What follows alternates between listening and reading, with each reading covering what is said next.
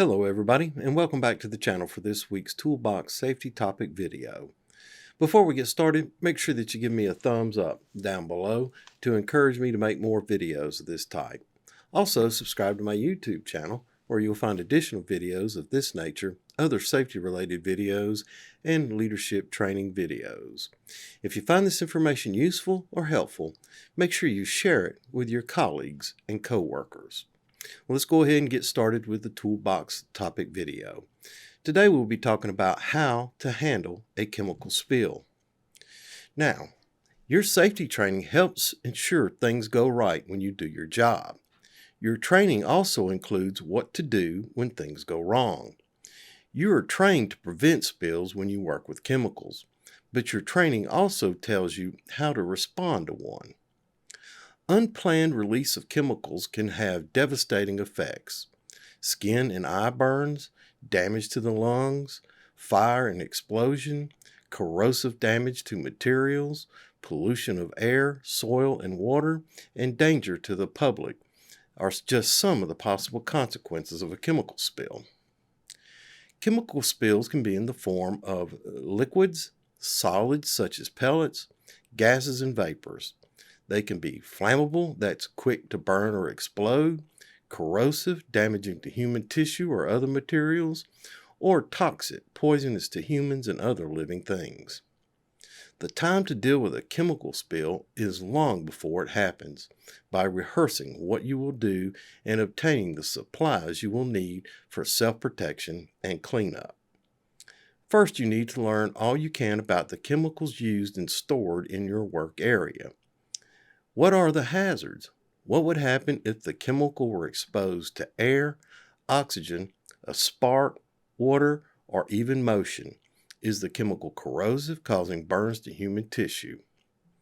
If breathed in, could it damage the respiratory system, cause unconsciousness or death? Are the possible long-term effects from chemical exposure such as cancer? You will get this type of information from your training, the safety data sheets, SDSs, container label, and other sources.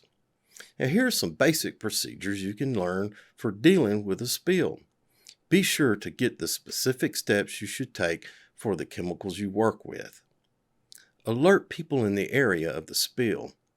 Call the appropriate emergency numbers, which should be posted at each telephone. Attend to any injured person, removing them from exposure and getting to a safety shower if necessary. Depending on the nature of the chemical, you might need to open windows and doors to provide ventilation, close up the affected area to contain the spill, or turn off heat and other ignition sources. If you are trained and authorized, use the appropriate materials to absorb or contain the spill. For instance, you might have kits to neutralize spilled acids or bases. For other chemicals, you could be required to sprinkle and absorb it litter on the spill, or surround the spill with a dam. Now, do not attempt to clean up under these circumstances. If you don't know what the spilled chemical is, don't mess with it. If you don't have the necessary protection or the right equipment to clean it up, don't do it. If the spill is extremely large, don't try and clean it up. If the spill is highly toxic, just clear the area and don't try to clean it up. And if you feel symptoms of exposure, get out of the area. Learn your part in the spill response plan for your department. If there is no such plan, ask your supervisor to work with the management and safety department in establishing one. All right, boys and girls. That's it for this week's Toolbox safety topic video. Thanks for stopping by, and thanks for watching. Make sure that you give me a thumbs up down below here to encourage me to make more videos of this type.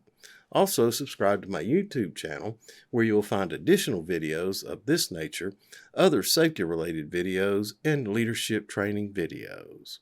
And until we see each other again, take care of yourself because you're number one. Look out for your co-workers and help ensure their safety. Have a grateful day. And remember, I will see you in the field. That's right, boys and girls. Chemicals. Make sure you understand what chemicals are on your job site. Reference the SDS sheets and understand what their symptoms are for exposure, what type of exposure you could have, what kind of dangers present themselves to you for that type of chemical. It'll also give medical and first aid and things like that. So take those chemical spills, take your chemicals on your job site seriously, and know how to handle them in case there's a spill. Anyway, that's it for this toolbox safety topic video. I'm not going to include any of the Easter eggs. I've had a busy week and I'm kind of tired. I want to get this thing done. Anyway, thanks for watching.